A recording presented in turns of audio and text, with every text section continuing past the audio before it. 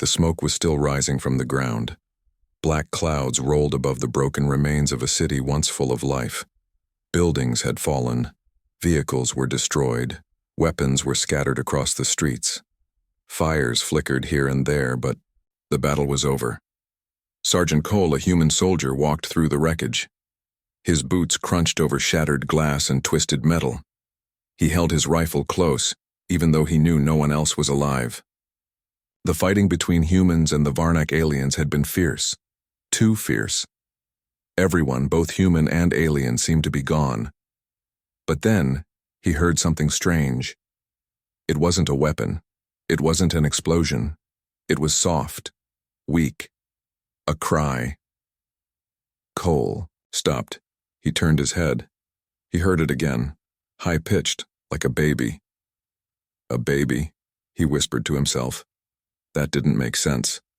He moved carefully, scanning the area. His helmet visor adjusted to the sound. It led him to a pile of broken steel and sandbags. Slowly, he knelt down and pushed some of the debris away. There, hidden under a slab of metal, was something small. Wrapped in a dirty blanket was a baby, an alien baby. Its skin was light blue and its eyes were large and silver. Two tiny antennae moved gently above its head. The baby looked up at Cole and cried louder. Cole stared, unsure what to do. He had never seen a Varnak child before. He had fought the Varnak for years. His friends had died in this war. His own brother had fallen during an ambush on a distant moon. And now, here in front of him, was the child of the enemy, still crying, still alive. Cole reached out slowly. The baby flinched at first but didn't scream. It looked up at him with wide eyes full of fears and something else. Trust? He picked the baby up. It was small and warm, fragile. Not a threat. Sergeant, a voice called through his comlink. We're sweeping Sector 7. Did you find anything? Cole pressed the button on his wrist. Just rubble, he said. I'll regroup soon. He didn't mention the baby. Not yet. He wrapped the blanket tighter around the child and tucked it inside his coat. The baby made a soft noise and curled into his chest.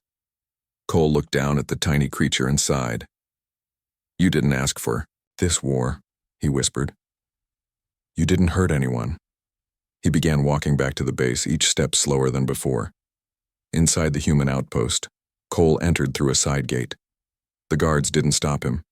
They were tired. The war had made everyone numb. As he reached the barracks, he slipped inside his private room and gently laid the baby down on his bed. He stared at the child for a long time. What should he do? He couldn't keep the baby. The military would never allow it. Alien children, especially. Varnak were usually taken away for security reasons. No one ever saw them again. But this one, it was just a baby. Alone. Helpless. There was a soft knock on his door. Sergeant? It was Private Lena, a medical assistant. Are you okay? Cole opened the door just a little. Yeah, just needed a moment. Lena raised an eyebrow. She was smart. You're hiding something, she said softly. Let me in. Cole hesitated, then opened the door wider. Lena gasped. Is that a Varnak infant? Yes. Cole, what are you doing? You should have reported this. I know, he said, but I couldn't. I looked into its eyes, Lena. It's just a baby. She moved closer and studied the child. It looks healthy. No injuries, but this is dangerous. I know. Do you realize what they'll do if they find out? I do, he said quietly. But I couldn't leave it there. Not in that ruin. Not alone. Lena was silent. Then she sighed. All right, I'll help you, for now. But we have to be careful. Cole nodded. Thank you. That night, the two of them took turns watching the baby. Lena brought milk substitute from the medical supply. Cole found an old scarf to use as a new blanket. The baby stopped crying after a while. It seemed to feel safe. Cole sat by the bed and watched it sleep. He thought about his brother, about all the children who had lost their parents in this war, about how many lives had been ruined. Maybe this is how we begin to fix things, he whispered. Lena came over. What's its name? I don't know. Well, what do we call it? Cole thought for a moment. Hope, he said. Lena smiled softly. Hope. I like that. But peace didn't last long. The next morning, Cole was called to command. General Hart stood behind a long table with sharp eyes. We received a report that someone found a Varnak child in Sector 7. You were last in that area. Cole's heart pounded. I found nothing but wreckage, sir. The general studied him. Are you sure, Sergeant? Yes, sir. Hart nodded slowly. Very well. Dismissed. Cole left the room, sweat on his neck. Someone had spoken. Someone had seen. Time was running out. As he returned to his room, Lena met him in the hallway. We have a problem, she said. The baby, Hope, has something strange in its blood.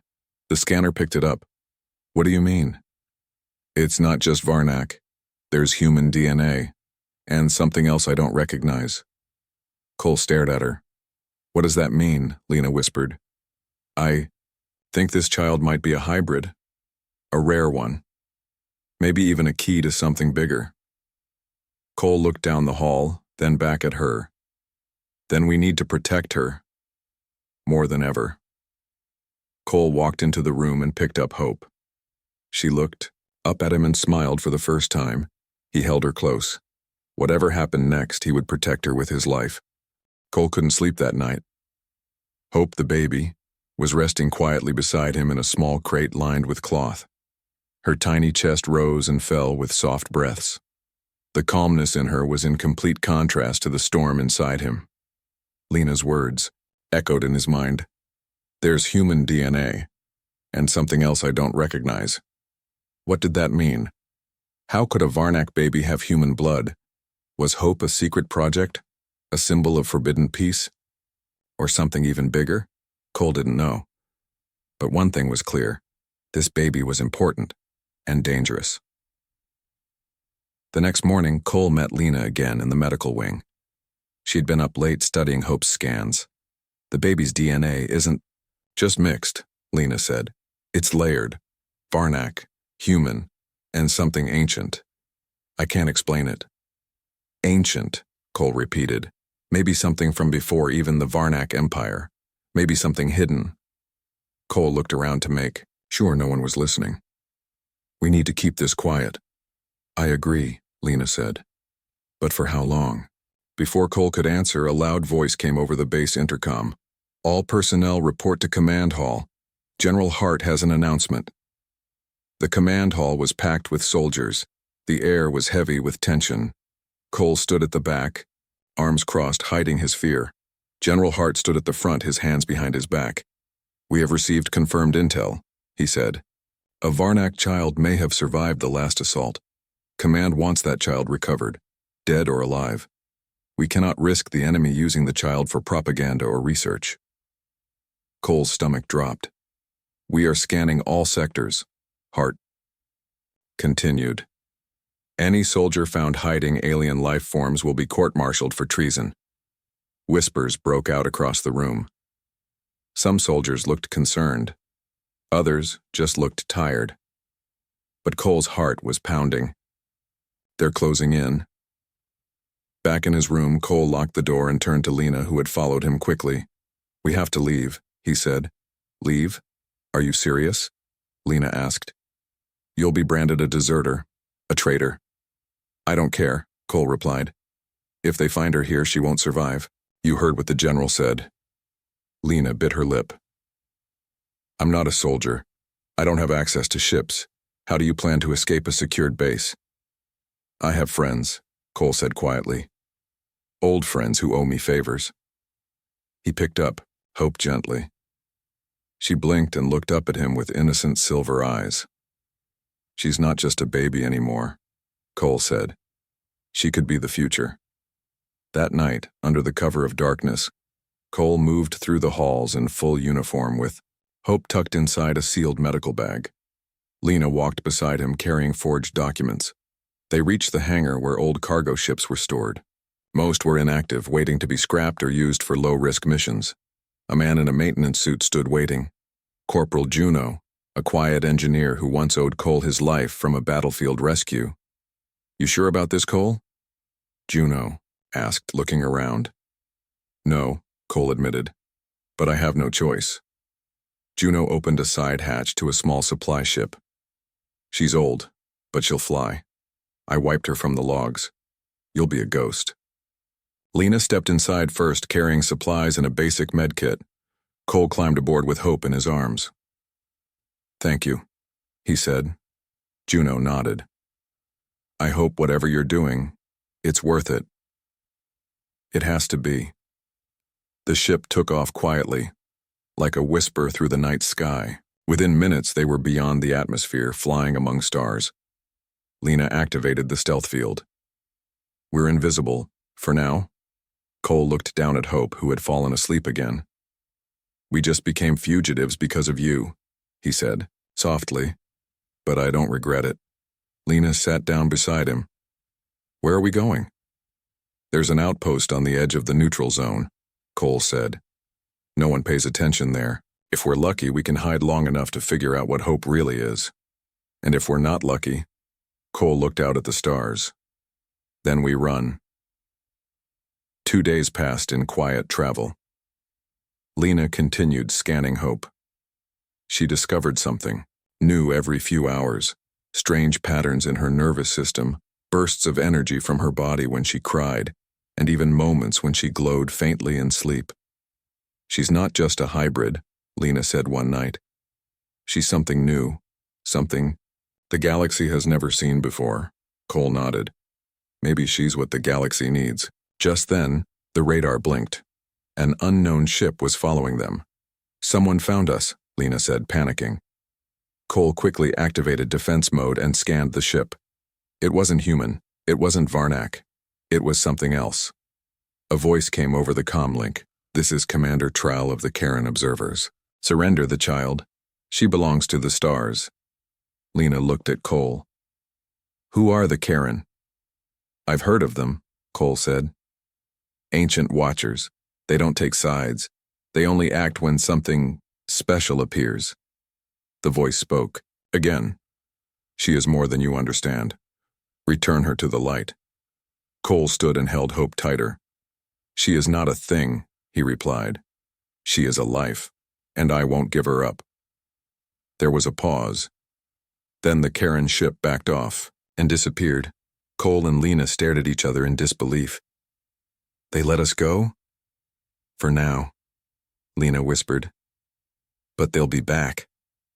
Later, as Hope slept between them, Cole whispered, "We need to find out who she really is." Lena nodded.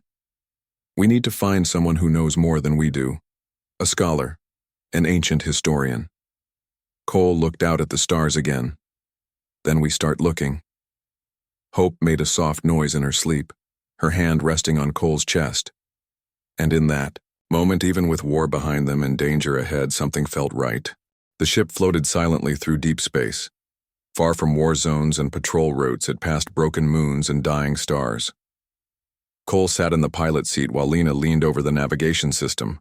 Hope was curled up between them, asleep inside, a small pouch tied safely to Cole's chest.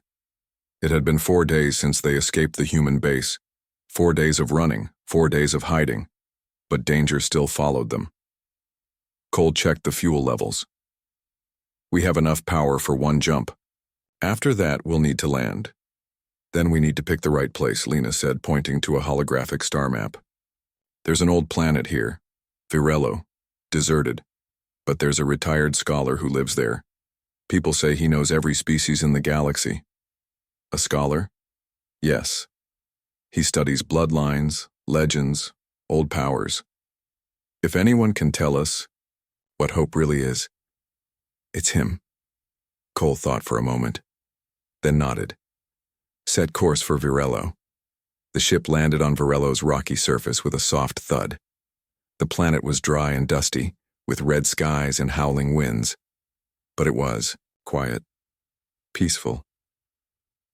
They followed an old path between stone cliffs, Hope wrapped securely in Cole's arms. Lena walked ahead, using a scanner to track life signals. After an hour, they reached a small stone house built into the cliff. Solar panels hung from the top. The door opened before they even knocked. An old alien stood inside, tall with golden skin and 3 eyes that shimmered like stars. "I've been expecting you," he said calmly. Cole stepped back, surprised. "How?" The alien smiled. "When something this rare is born, the universe whispers. Come in." The scholar's name was Eric Tal. He spoke gently, moved slowly, and seemed to know things before they were said. Inside, his home was filled with books, glowing artifacts, and holographic scrolls. A fire flickered in the center of the room. He studied Hope carefully, scanning her with ancient tools. He didn't speak for a long time. Finally, he looked up. "This child is not just a mix of species. She carries a spark of something that was thought to be lost forever." "What do you mean?" Lena asked. "She has a touch of Stellaris essence, the rarest form of life energy. It only appears once every few thousand years, and only in those meant to bring great change." Cole was stunned. "Are you saying she's some kind of chosen one?" Eric nodded. "Yes, and no. She is not a weapon, not a queen. She is a bridge." "A bridge between who?" Lena asked. "Between all of us. Between species. Between fear and hope. If she survives, peace might follow. If she dies, the war will burn forever." Cole looked down at Hope, who was awake now, looking up at Eric with shining silver eyes. "Then we have to protect her," Cole said firmly. Eric's face grew serious. "Others will come for her. They already know, and they will not be kind." That night, as Cole and Lena rested in the scholar's home, they took turns watching Hope. Cole sat beside the fire, holding her gently in his lap. "Do you really believe what Eric said?" Lena asked softly. "I don't know," Cole replied, "but I believe in her. That's enough for me." Just then the house shook. A loud boom echoed from outside. Red light filled the windows. "They found us," Lena whispered. Eric rushed into the room. "Varnak scouts, 3 ships, armed." Cole stood up. "We have to run." "No," Eric said. "You must stand. If you run again, they will never stop hunting you. But if you show them she is not a threat, they'll—" "Shoot anyway," Cole interrupted. "Not if they see what she can do." Eric looked at Hope. "Let her shine." Cole stepped outside, holding Hope high in his arms. Varnak warriors stood in front of their ships, weapons ready. Their leader, a tall female with silver armor, raised a blaster. "Give us the child," she ordered. Cole didn't move. "She's not a threat. She is a danger to our bloodlines. She is your future." The Varnak leader narrowed her eyes. "Lies." Then, Hope moved. Without a sound, she reached out her tiny hand. A soft light emerged, not glowing but clear and calm. It spread across the sand and touched every soldier there. The Varnak lowered their weapons. One by one, their eyes widened. Their anger faded. Some even knelt down. Cole looked around, shocked. "What's happening?" he asked. Eric spoke behind him. "She is showing them their own memories, their losses, their pain, their hope." The Varnak leader stepped forward. She looked at Hope with tears in her eyes. I saw my sister. She died in the last war." I had forgotten her voice. Hope reached out and gently touched her face. The leader dropped to her knees. "This child is sacred." Cole held Hope tighter. "Will you still take her?" "No," the Varnak leader said. "I will protect her." Back inside, Lena cried quietly as she watched from the window. "That baby just stopped a battle without saying a word." Eric nodded. "She will unite many, but more will come. Some will not kneel. Some will not listen." Cole sat down, exhausted. Then we keep moving. We build allies. We find places she's needed. And we never give up. Hope yawned and rested against his chest. In the quiet, a feeling settled between them. This was just the beginning. The news of what happened on Varello spread across nearby systems faster than anyone expected. An alien child had stopped a battle by simply reaching out. A human soldier had refused to follow war orders and protected that child. And Varnak warriors, known for their pride and strength, had bowed down in peace. For the first time in decades, people were talking about something other than war. They were talking about hope. Cole, Lena, and Hope had left Varello the next morning. The Varnak leader who had tried to capture Hope had instead helped them escape. She sent secret codes to mislead patrol ships and gave them safe coordinates. Now the small ship moved through a calm sector of space. Inside, Hope was playing with a small round light orb. She laughed softly and the orb floated in the air as if drawn by her will. Lena watched, amazed.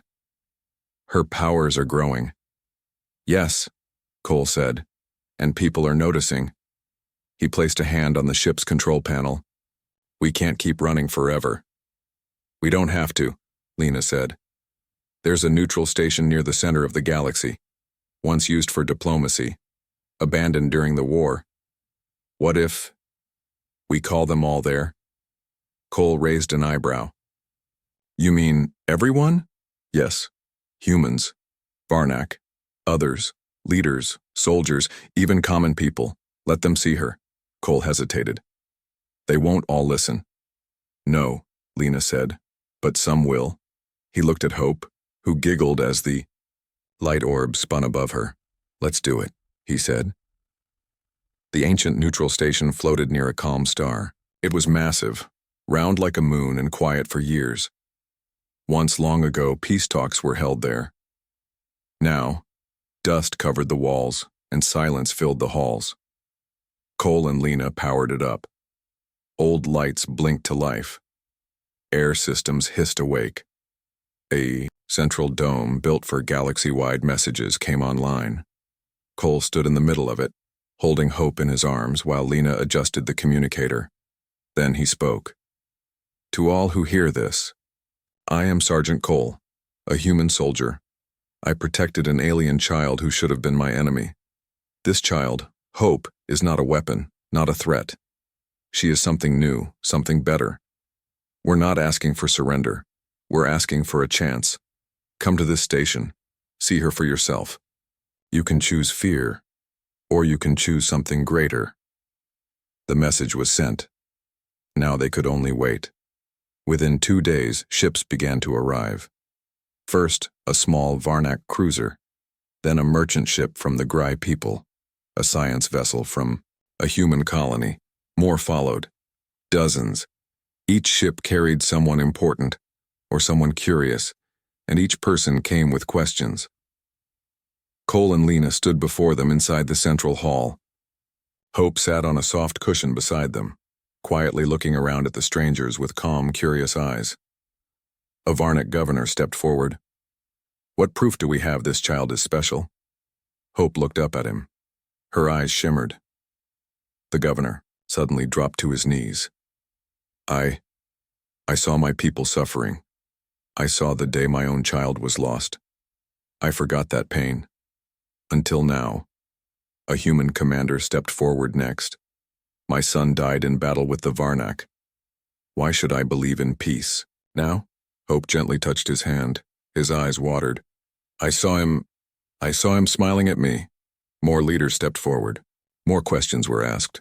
But Hope gave no speeches. She offered no weapons or power, only memory, connection, understanding. And for the first time, enemies saw each other not as monsters, but as people. But not all were pleased.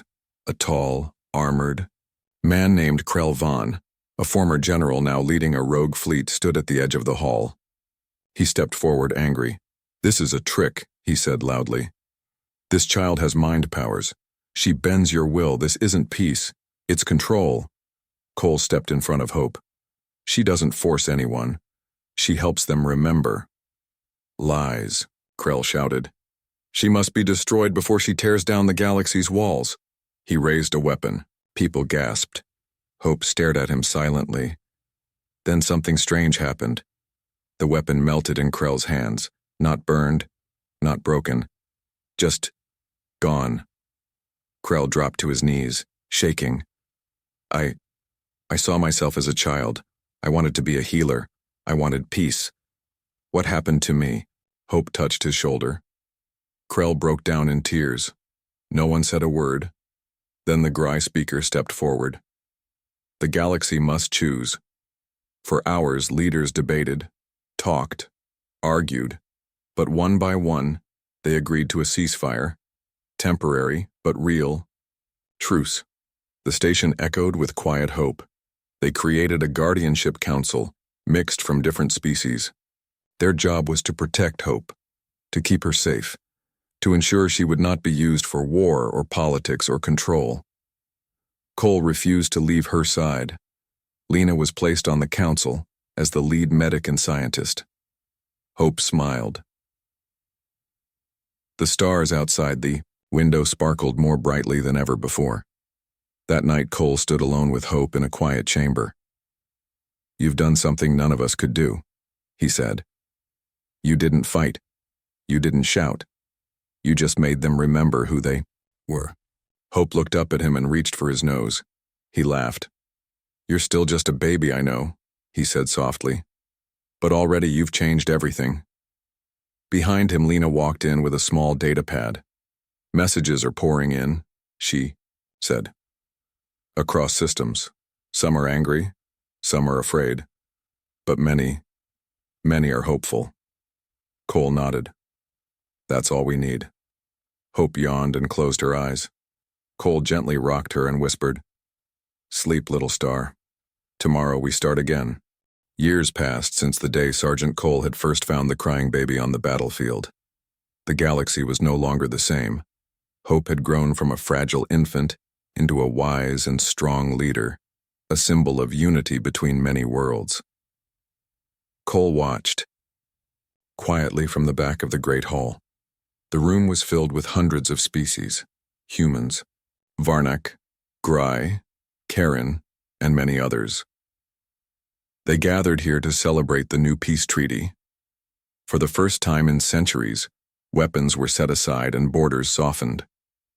Hope stood at the center, dressed in a simple robe of many colors. Her silver eyes shone with kindness and strength. She spoke clearly and calmly. "Today we choose unity over fear. We choose peace over war. This galaxy is no one's to own, but everyone's to share." The crowd erupted in applause. Cole smiled. After the ceremony, Hope walked toward Cole. "Sergeant," she said softly, "you saved my life when no one else would. You showed me kindness and courage." Cole looked at her, no longer a baby, but a leader. "You made me believe in the impossible," she continued. "Without you, I wouldn't be here today." He shook his head gently. "No, Hope. You did this. I just held your hand." She reached out and took his hand in hers. "Will you come with me? Help me keep this peace?" Cole smiled. "I'm all ready. By your side." In the years that followed, Cole became an advisor to the Galactic Council, working with leaders across the stars. Lena led medical and scientific teams, helping species learn from each other. Together they built schools, hospitals, and space stations where cultures mixed and grew. The war slowly faded into stories, reminders of what once was and why. Peace mattered, but Cole never forgot the quiet moments. The first time he heard Hope's cry in the ruins, the weight of her tiny body in his arms, the fear in his heart when they ran, the hope he found when enemies lowered their weapons. One evening, Cole sat alone on a quiet balcony overlooking a city on a peaceful planet. He looked up at the stars and whispered, "Thank you for the child who changed the galaxy, for the chance to choose humanity, for the hope that never died." Far away, Hope stood on a distant world, watching children play beneath twin suns. She smiled. The galaxy was still fragile, still learning, But it was hers to protect, and she knew as long as there were soldiers like Cole, brave, kind, and true, peace would last.